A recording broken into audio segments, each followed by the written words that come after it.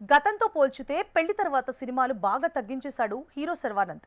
గతేడాది అతను నటించిన మనమే ప్రేక్షకుల ముందుకొచ్చింది. అయితే ఈ మూవీ యావరేజ్ గానే నిలిచింది.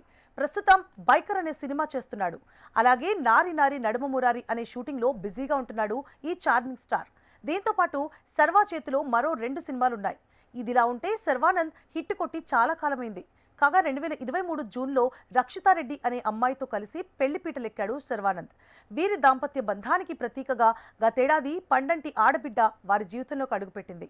తమ గారాల పట్టికి లీలాదేవి మైనేని అని పేరు పెట్టారు సర్వ దంపతులు.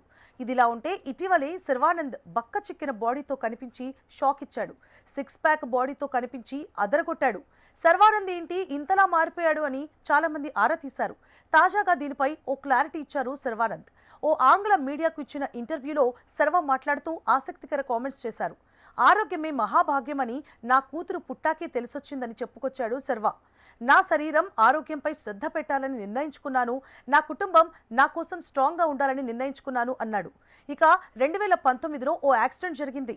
ఆ యాక్సిడెంట్లో నా చేతికి సర్జరీ జరిగింది. మెడిసిన్లో భాగంగా యాంటీబయాటిక్స్ వాడడం వల్ల ఎప్పుడు బాగా ఆకలేసేది. దాంతో నేను విపరీతంగా బరువు పెరిగిపోయాను. ఏకంగా 92 కిలోలకు చేరాను. ఎంత మారిపోయాననేది నేను చాలా ఆలస్యంగా నాకు అర్థమైంది. యాక్టివ్గా ఉండేందుకు 2 ఏళ్ల క్రితం వాకింగ్ ప్రారంభించాను. ఇప్పుడు ఇలా ఉన్నాను అంటూ చెప్పుకొచ్చాడు శర్వానంద్. నా జీవితంలో వర్కౌట్స్ చేసిందే లేదు.